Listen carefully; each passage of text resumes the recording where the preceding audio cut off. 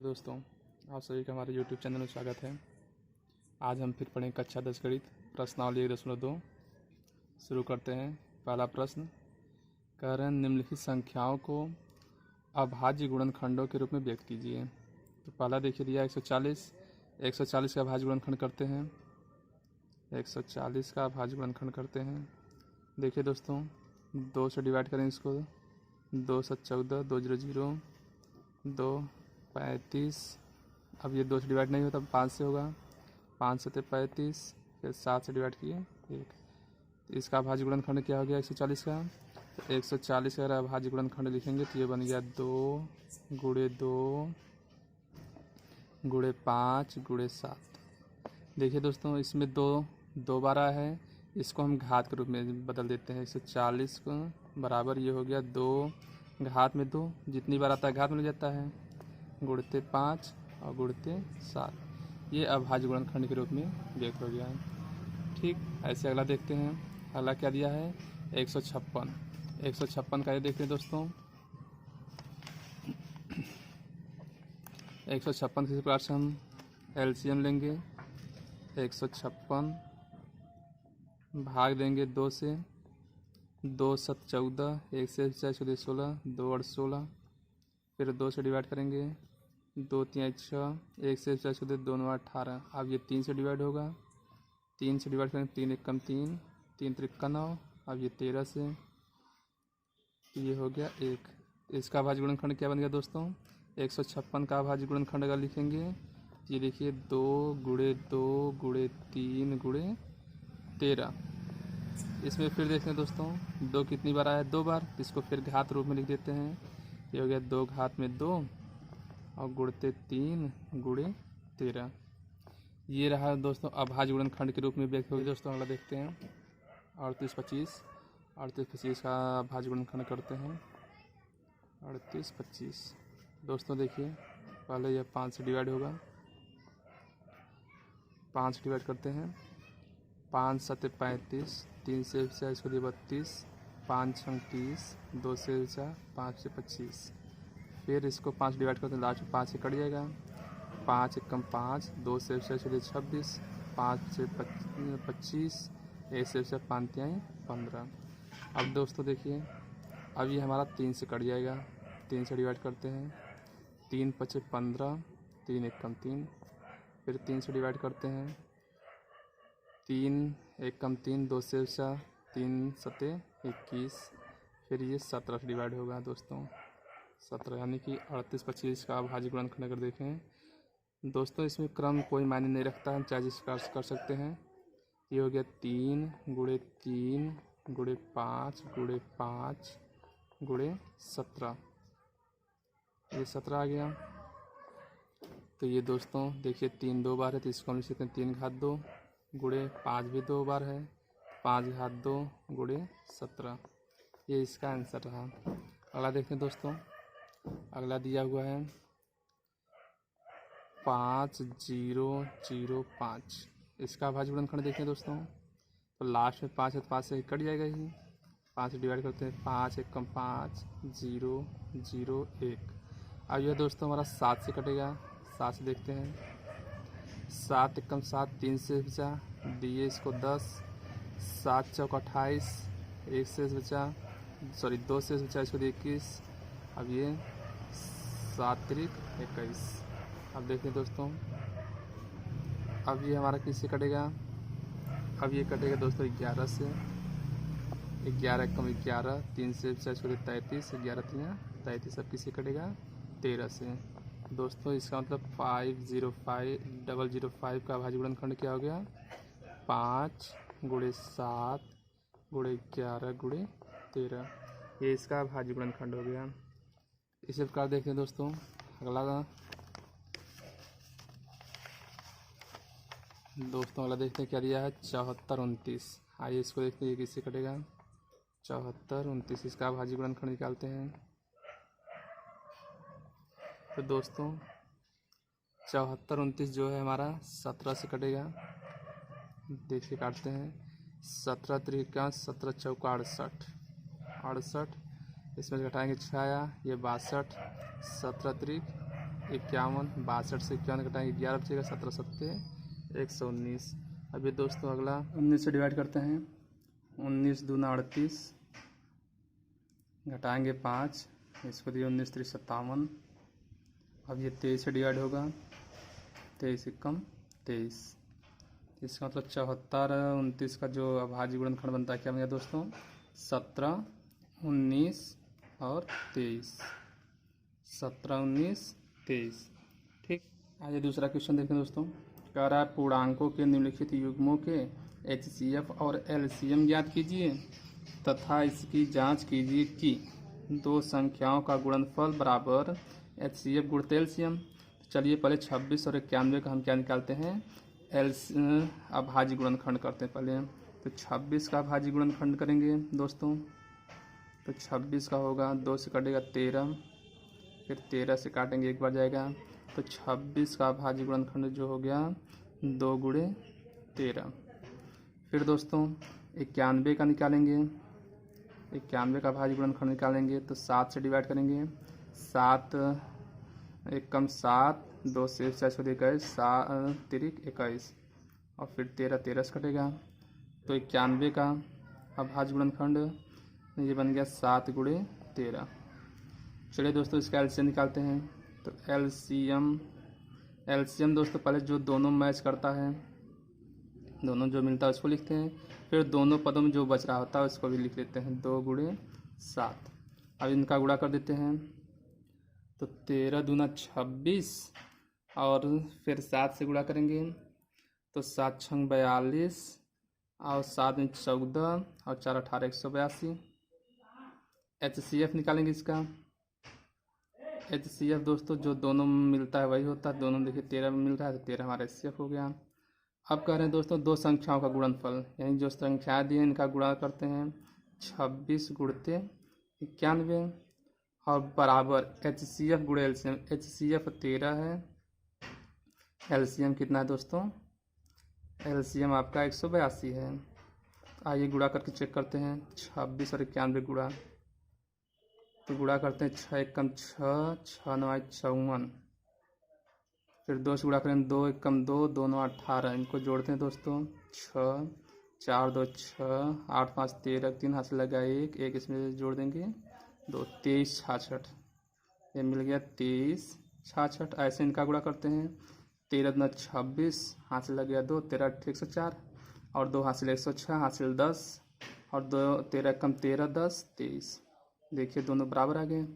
इसका अगला है दोस्तों 510 और 92। तो पहले 510 का हम अभाज्य गुणनखंड करते हैं। 510 2 से डिवाइड करेंगे। 2 दूनी 4, 1 से 40 को दिए 11, 2 पंचे 10, 1 से 40 को फिर दिए ये 10 हुआ, 2 पंचे 10। अब इसको 3 से डिवाइड कर देते हैं। 3 8 24, 1 से 40 को दिए 3 पचे 15। 5 से डिवाइड करते हैं दोस्तों। 5 एकम 5, 3 से 5 7 35, सब ये 17 से डिवाइड होगा 1, यानी कि 510 का भाज्य गुणनखंड क्या बन गया? 2 गुणे 3 गुणे 5 गुणे 17। इसी प्रकार से 92 का भाज्य गुणनखंड निकालते हैं। तो 92 को 2 से डिवाइड करेंगे। 2 चौका 8, 1 से 4 को दिए 12, 2 छंग 12, फिर 2 से डिवाइड करते हैं। 2 दूनी 4, 2 3 6। अब ये 23 से डिवाइड होगा। 23 एकम 23। इसका मतलब 92 का अभाज्य गुणनखंड क्या बन गया दोस्तों?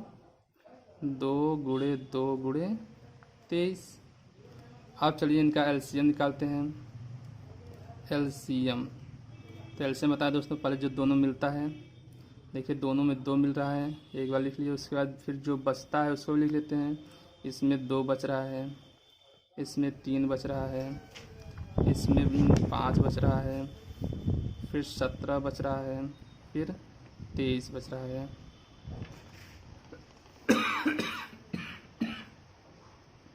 अब दोस्तों इनका गुणा करते हैं। 2 दूनी 4, 3 12, 12 पंचे 60, 60 और 17 गुणा करेंगे। 17 छक्का 102, यानी कि आ गया कितना दोस्तों? 1020। 1020 में 23 से गुणा करेंगे तो 3 0 0, 3 दूनी 6, 3 0 0, फिर 3 एकम 3, 2 0 0, 2 2 4, फिर 2 0 0, 2 एकम 2।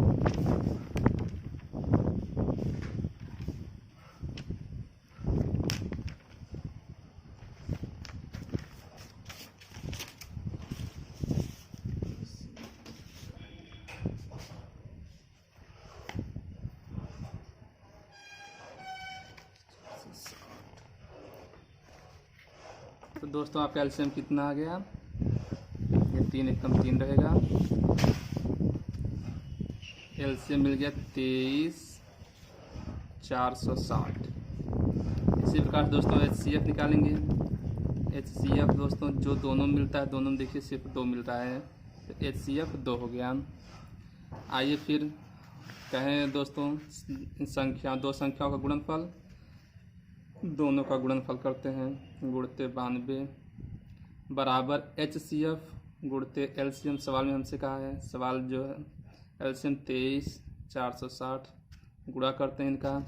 देखिए 510 में 92 से गुणा करते हैं, 510 गुणते 92, तो गुणा करते हैं 2 0 0, 2 एकम 2, 2 पंचे 10, 9 0 0, 9 एकम 9, 9 से 45, तो जोड़ेंगे 0 2 9 5 1 6 4, 46,920, 46,920। इसी प्रकार से इसमें 2 से गुणा कर देते हैं, 2 0 0, 2 छंग 12, 2 चौक 8, 1 हासिल 9, 2 3 6, 2 दूनी 4। ये भी देखिए 46,920 दोनों बराबर हो गए। 336 और 54 का, तो 336 का पहले एचसीएफ अभाज्य गुणनखंड निकालते हैं। 336 2 से डिवाइड करते हैं, 2 एकम 2, 1 से 4 को दिए 13, 2 छंग 12, फिर 1 से 2 8 16, फिर 2 से डिवाइड करते हैं, 2 8 16, 2 चौक 8, 2 से 2 चौक 8, 2 दूनी 4, फिर दोस्तों 2 से डिवाइड करेंगे, तो 2 एकम 2, 2 दूनी 4, फिर 2 एकम 2, 3 से डिवाइड करेंगे, 3 7 21, 7 से डिवाइड करेंगे 1, तो ये हमारा 336 का अभाज्य गुणनखंड क्या बन गया दोस्तों? 2 गुणते 2 गुणते 2 गुणते 2, 4 बार 2 है, फिर 3 है, फिर 7 है। इसी प्रकार दोस्तों 54 का अभाज्य गुणनखंड करते हैं। 54 का जब अभाज्य गुणनखंड करेंगे, 2 से भाग देंगे, 2 दूनी 4, 1 हासिल 2 से 14, फिर 3 से भी कटेगा, 3 9 27, 3 त्रिका 9, 3 एकम 3, तो ये दोस्तों 54 का बन गया। 2 गुणे 3 गुणे 3 गुणे 3। अब इनका एलसीएम निकालते हैं दोस्तों। एलसीएम पहले जो दोनों मिलता है, देखिए दोनों में 2 मिलता है, 2 उतार लिए, फिर दोनों में 3 भी मिल रहा है, 3 भी उतार लिए, फिर दोस्तों जो बचता है उसको भी नोट करते हैं। तो देखिए ऊपर वाले में 3 बार 2 है, 3 बार 2 उतार लेते हैं, फिर 7 है दोस्तों, फिर नीचे वाले में 2 बार 3 बच रहा है, 2 बार 3 उतार लेते हैं, फिर इनका गुणा करते हैं। देखते हैं दोस्तों कितना मिलता है, 2 3 6, 6 दूनी 12, दूना 24, दूना 48, 48 ये हो गया, और इनका गुणा करते हैं 48 और 7 त्रिक कैसे 63, गुणा करते हैं, 3 और 24, 3 चौक 12, 2 14, 6 48, 6 चौक 24, 4 28, 4 8 4 12, 8 1 9 और 1 हासिल 10, 2 1 3, तो ये आ गया दोस्तों 3024। इसी प्रकार से एचसीएफ निकालेंगे दोस्तों। एचसीएफ क्या होता है दोस्तों? जो दोनों मिलता है, दोनों देखिए 2 मिल रहा है और यहाँ से 3 मिल रहा है, तो इसका एचसीएफ क्या बन गया दोस्तों? 6। अब फिर हमसे कहें दोस्तों दोनों संख्याओं का गुणनफल और एलसीएम गुणित एचसीएफ, तो दोनों संख्या कौन कौन से? 336 और गुणते 54, और फिर इसका हम एचसीएफ 6 निकाले हैं, एलसीएम 3024। गुणा करते हैं दोस्तों, 336 54 से गुणा करते हैं, 336 गुणे 54, 4 छंग 24, 4 3 12, 2 हासिल 14, 4 3 12, 1 हासिल 13, 5 छंग 30, 5 3 15, 3 18, 5 3 15, 1 16, 4 4 8 3 11, 6 1 7 और 1 हासिल 8 1। यह आ गया 18 144। इसी प्रकार 6 से गुणा करते हैं दोस्तों। 6 चौका 24, 6 दूनी 12, 2 हासिल 14, 6 0 0, 1 हासिल 6 3 18, दोनों बराबर आ गए दोस्तों। तो ये हमारा आंसर रहा। हम देखते हैं दोस्तों तीसरा सवाल। तीसरे में क्या रहे हैं कि अभाज्य गुणनखंड विधि द्वारा निम्नलिखित पूर्णांकों के HCF और LCM ज्ञात कीजिए। तो आइए देखते हैं दोस्तों। अभाज्य गुणनखंड विधि से कह रहे हैं। तो अभाज्य गुणनखंड विधि क्या होता है दोस्तों? तो 12 का अभाज्य गुणनखंड करते हैं। 2 से डिवाइड करेंगे, 2 छंग 12, फिर 2 तिहाई 6, 3 एकम 3। फिर इसी प्रकार से 15 है तो 15 का अभाज्य गुणनखंड कर लेते हैं। 3 पचे 15, 5 एकम 5। 21 का निकाल लेते हैं। 21 का 3 7 21, 7 एकम 7। यानी कि 12 का अभाज्य गुणनखंड क्या हो गया दोस्तों? 2 गुणे 2 गुणे 3, ये रहा। इसी प्रकार से 15 का 3 गुणे 5, फिर 21 का 3 गुणे 7। चलिए दोस्तों इनका LCM HCF निकालते हैं। HCF दोस्तों जो तीनों मिलेगा वही हमारा HCF बनेगा। तो तीनों में देखिए दोस्तों 3 मिल रहा है, ये इसका HCF हो गया 3। LCM दोस्तों पहले हम तीनों में मैच कराते हैं। तीनों में जो मिलता है उसको लिखते हैं। तीनों में मिल रहा है 3, तो 3।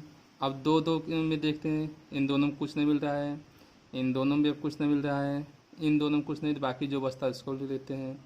इसमें 2 बचा है, फिर 2 है, इसमें 5 बच रहा है, इसमें 7 बच रहा है। तो गुणा करते हैं दोस्तों। 3 दूनी 6 दूनी 12, 12 पंचे 60, 60 छक्का 420। अब अगला देखते हैं दोस्तों 17।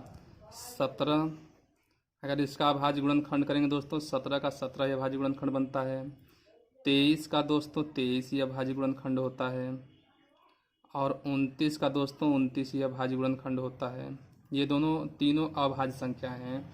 इनका अभाज्य गुणनखंड वही होगा, ये स्वयं से करेंगे और किसी संख्या से नहीं करेंगी। तो इनका अगर HCF देखा जाए दोस्तों, HCF देखा जाए दोस्तों, इन तीनों में कुछ भी नहीं मिल रहा है, कोई संख्या नहीं मिल रहा है। तो दोस्तों इन तीनों में एक सदैव छिपा रहता है, इसलिए HCF इसका 1 बन गया। LCM दोस्तों, LCM में कुछ मिले या नहीं मिले पूरी संख्या हमको लिखना पड़ता है। 17 गुणते 23 गुणते 29। चलिए गुणा करते हैं। 17 का 23 में गुणा करते हैं। 17 3 51, फिर 17 दूना 34, 34 में 5 हासिल जोड़ेंगे 39, 391, 391 29 से गुणा कर देते हैं। 9 एकम 9, 9 9 81, हासिल लगा 8, 9 3 27, 8 35। इसी प्रकार 2 से गुणा करेंगे। 2 एकम 2, 2 9 18, 2 3 6, 1 हासिल 7। तो यह आ गया दोस्तों, जोड़ें कितना आ गया? 9 2 1 3, 8 5 13, 7 3 10 1 11। तो इसका LCM क्या बन गया दोस्तों? 11 339। HCF क्या बना? 1। इसी प्रकार से निकालते हैं दोस्तों। ऐसे 8 का देखते हैं। 8 का अगर अभाज्य गुणनखंड करेंगे दोस्तों तो 2 दूनी 4 दूनी 8 होता है। 9 का अभाज्य गुणनखंड करेंगे दोस्तों 3 गुणते 3 होता है। और 25 का अभाज्य गुणनखंड करेंगे तो 5 गुणते 5। तो इनका अगर HCF निकालें दोस्तों तो देखिए एक बार फिर इन सभी में कुछ भी नहीं मिल रहा है। जब कुछ नहीं मिल रहा है तो दोस्तों HCF 1। LCM क्या होगा दोस्तों? LCM तीनों में कुछ नहीं मिल रहा है, 2 2 में भी कुछ नहीं मिल रहा है, इसलिए सभी संख्या हमको नोट करना पड़ेगा।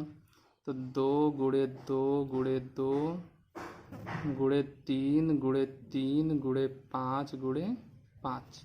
तो कितना है दोस्तों? गुणा करते हैं। देखिए 5 5 25, 25 दूना 50 दूना 100। ये 100 इनका गुणा किए। अब बचा 3 त्रिका 9 दूनी 18, 18 में 100 से गुणा करेंगे दोस्तों, 1800 इसका एलसीएम। ये हमारा आंसर बन गया। अगला देखते हैं दोस्तों क्वेश्चन नंबर 4। इसमें क्या कह रहा है, हमको दिया है कि HCF 306 बराबर 657, HCF 306 कामा 657 का 9 दिया है, और कह रहे हैं एलसीएम 306 657 का ज्ञात कीजिए। तो दोस्तों अभी हमने क्वेश्चन नंबर 2 में एक फार्मूला पढ़ा था कि दो संख्याओं, इसका हल देखते हैं। फार्मूला क्या था कि दो संख्याओं का गुणनफल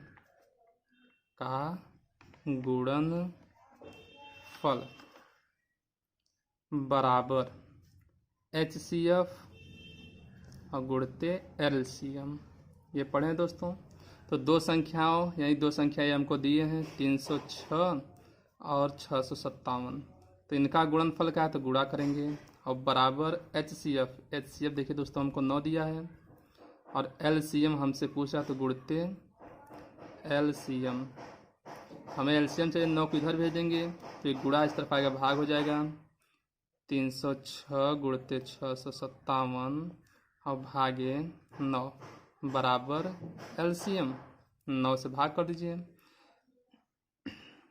देखिए 9 7 63, 9 7 63, 2 से 9 3 27, 73 बच गया। तो LCM हमारा क्या मिल गया दोस्तों, LCM 306 गुणते 73।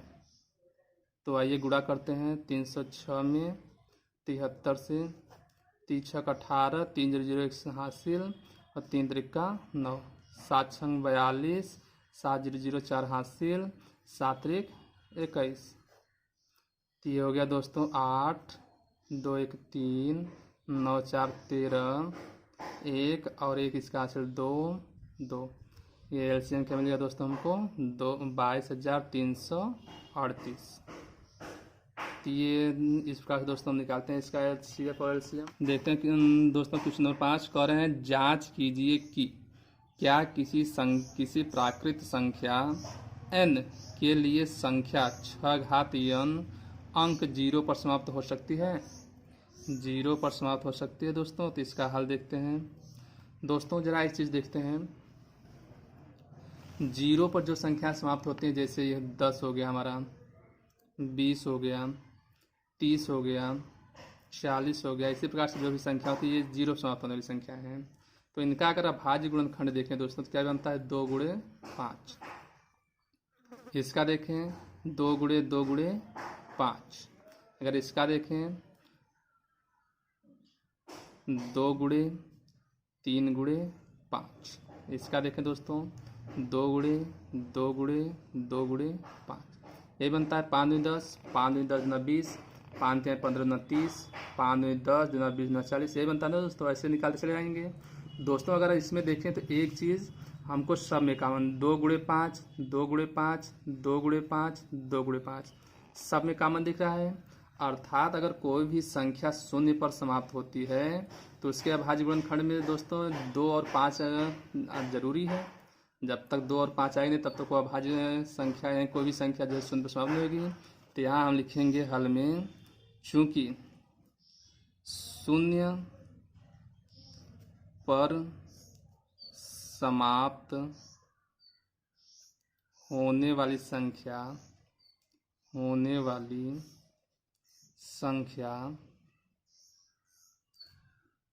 के अभाज्य गुणनखंड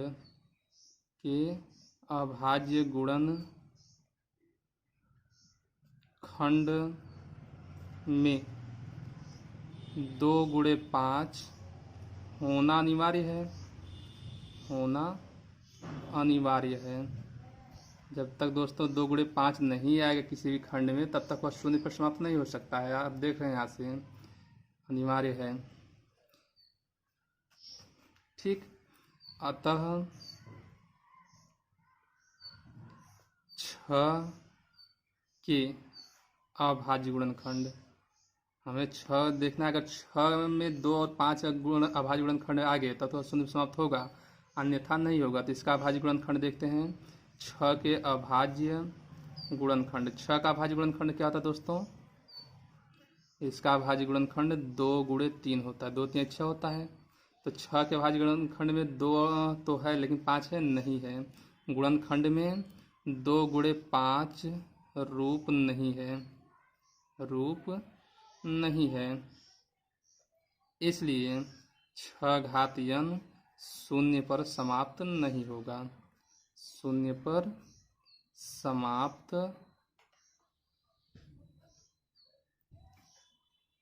नहीं होगा। ठीक दोस्तों,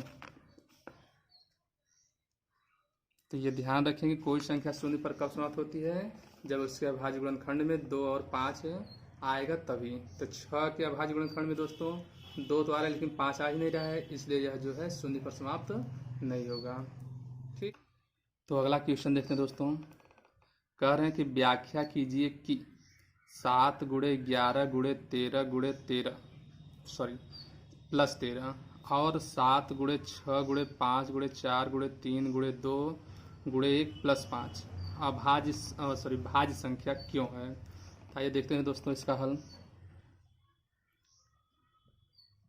तो दोस्तों आप लोग जानते हैं कि अभाज्य संख्या क्या होता है, जो स्वयं या एक से कटती है शेष किसी संख्या से न कटे उसे अभाज्य कहते हैं, या जिसके अभाज्य गुणनखंड या गुणनखंड में सिर्फ और सिर्फ 2 संख्याएं, एक आए या स्वयं संख्या है, उसी को अभाज्य कहते हैं। चलिए देखते जरा इनका गुणनखंड। तो जैसे ये दिया है आपको पहला 7 × 11 × 13 + 13। तो दोस्तों इसमें अगर हम देखें तो ये 2 पार्ट है, एक भाग ये रहा, एक भाग ये, 2 पद हैं। तो दोनों पद में 13 हमको गुणनखंड कॉमन दिख रहा है, उभयनिष्ठ है। तो बाहर करते हैं दोस्तों, तो यहाँ इस पद में से हम 13 निकाल देंगे तो 7 × 11 प्लस यहाँ से निकालेंगे तो 1 बचा। तो दोस्तों देखिए 13 और इनका गुणा करेंगे 77 और प्लस 1। तो दोस्तों ये क्या बन गया, 13 और 77 और 1 78। तो देखिए दोस्तों अगर इनका हम और खंड करें, गुणनखंड करें तो 78 2 × 3 × 13, तो ये खंड बना। देखिए इसके अभाज्य गुणनखंड दोस्तों 4 हैं, 4 1 5, 1 तो हमेशा छिपा रहता है, इसलिए यह क्या हो गई, भाज्य संख्या है। अतः भाज्य संख्या है। ठीक दोस्तों, क्योंकि गुणनखंड में 2 से अधिक हमको संख्याएं प्राप्त हो रही हैं, भाज्य संख्या है। इसी प्रकार से दोस्तों हम चेक कर लेते हैं इसको भी, 7 × 6 × 5 × 4 × 3 × 2 × 1 + 5। तो देखिए दोस्तों इसी प्रकार से इसमें भी 5 दोनों पद में है, तो 5 को बाहर कर लेते हैं। तो बचा क्या, 7 × 6 × 4 × 3 × 2 × 1 + 5, यहाँ से बाहर कर दिए तो 1 बच गया। तो इनका गुणा इसी प्रकार करेंगे दोस्तों, 5 7 × 42 और ये कितना, 2 3 6 6 24। देखिए दोस्तों 24 और 42 का गुणा करते हैं, 42 और 24, 4 दूनी 8, 4 चौक 16 और 1 और 16 हासिल नहीं रहा, 2 चौका 2 दूनी 4, 2 चौका 8। तो दोस्तों कितना हो गया, 8 6 4 10, 8 1 9 1 10, 1008। 1008 दोस्तों ये हो गया, प्लस 1 ये है। अगर दोस्तों देखें तो ये क्या हो गया, 5 और ये हो गया 1009। तो देखिए गुणनखंड दोस्तों 5 यहाँ 1009 ये है, तो ये भी 2 से अधिक गुणनखंड है, इसलिए यह भी क्या है, भाज्य संख्या है। अतः भाज्य संख्या है। तो भाज्य संख्या होने के कारण क्या दोस्तों, क्योंकि इनके गुणनखंड 2 से अधिक, अगर यहाँ देखा जाए तो 1 छिपा रहता हमेशा, तो 1 2 3 संख्या ऐसे मिल जा रही थी, इसलिए यह क्या हो गया, भाज्य संख्या है, भाज्य संख्या है। अगला सवाल देखते हैं। कह रहे हैं किसी खेल के मैदान के चारों ओर एक वृत्ताकार पथ है, इस मैदान का एक चक्कर लगाने में सोनिया को 18 मिनट लगते हैं, जबकि इसी मैदान का एक चक्कर लगाने में रवि को 12 मिनट लगते हैं। मान लीजिए वे दोनों एक ही स्थान और एक ही समय पर चलना प्रारंभ करके एक ही दिशा में चलते हैं तो कितने समय बाद वे पुनः प्रारंभिक स्थान पर मिलेंगे। तो देखिए दोस्तों, एक मैदान है, समझते हैं इसको। एक मैदान है, मैदान के चारों एक वृत्ताकार पथ है। इस प्रकार से दोस्तों, इस प्रकार से एक पथ है जिस पर कह रहे हैं कि सोनिया को चलने में 18 मिनट। अगर यहाँ से चलना शुरू करती है सोनिया तो इसको एक चक्कर पूरा करने में कितना समय लगता है? 18 मिनट। कितना लगता है दोस्तों? 18 मिनट। और इसी को एक चक्कर पूरा करने में रवि कितना समय लगता है? रवि को समय लगता है 12 मिनट। ठीक, तो इसका मतलब दोस्तों रवि सोनिया से तेज दौड़ रहा है। तो कह रहे हैं कि अगर दोनों एक ही स्थान से और एक ही समय दौड़ना प्रारंभ करते हैं, ठीक, इसी स्थान से मान लेते हैं रवि और सोनिया दोनों एक ही स्थान, एक ही समय और एक ही दिशा में दौड़ना प्रारंभ करते हैं, तो जायज बात है कि रवि को यहाँ तक पहुँचने में सोनिया से समय कम लगेगा, वो जल्दी पहुँचेगा। फिर आगे निकल, जब तक सोनिया में पहुँचे फिर ये आगे निकल जाएगा। इसी प्रकार से एक समय ऐसे आगे जब दोनों दौड़ते दौड़ते दोनों फिर एक बार दोनों यहाँ मिल जाएंगे। तो दोनों जब यहाँ मिलेंगे तब कितना समय लगेगा, वही हमसे पूछ रहे हैं। तो चलिए दोस्तों निकालते हैं दोस्तों, कैसे निकलेगा। तो हम क्या करते हैं दोस्तों, ये जो समय इनको लग रहा है, सोनिया को लगा समय निकालते हैं। सोनिया को एक चक्कर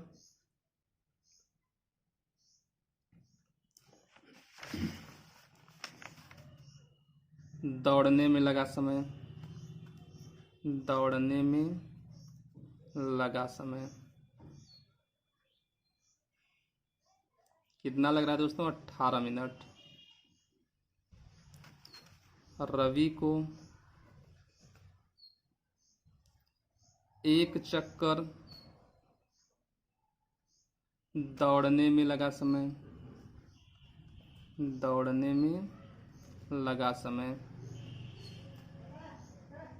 इनको कितना समय लग रहा है दोस्तों? 12 मिनट। ठीक, तो कह रहे हैं दोस्तों ये दोनों कब फिर एक साथ एक ही स्थान पर मिलेंगे। तो आइए निकालते हैं। तो हमसे पूछ रहे हैं कि दोनों को एक स्थान कितने समय बाद एक ही स्थान पर मिलेंगे। तो निकालते हैं, प्रारंभिक स्थान पर पुनः मिलने में लगा समय। तो कैसे निकालेंगे दोस्तों? इसका मतलब ये जो इनको समय लग रहा है सोनिया को और जो रवि को समय लगा है, इसका हम क्या निकालेंगे? एलसीएम। तो देखते हैं, 18 का अगर अभाज्य गुणनखंड करेंगे 2 तिहाई 6 त्रिक 18, यही होता है। और 12 का अभाज्य गुणनखंड 2 दूनी 4 तिहाई 12। तो एलसीएम इनका निकालते हैं दोस्तों।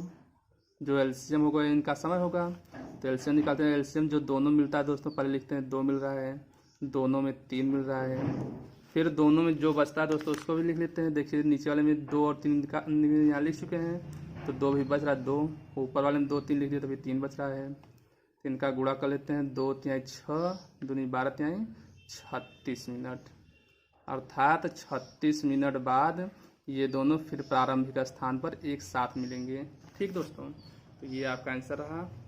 अगर दोस्तों वीडियो पसंद आया हो तो लाइक और शेयर जरूर करें दोस्तों। धन्यवाद।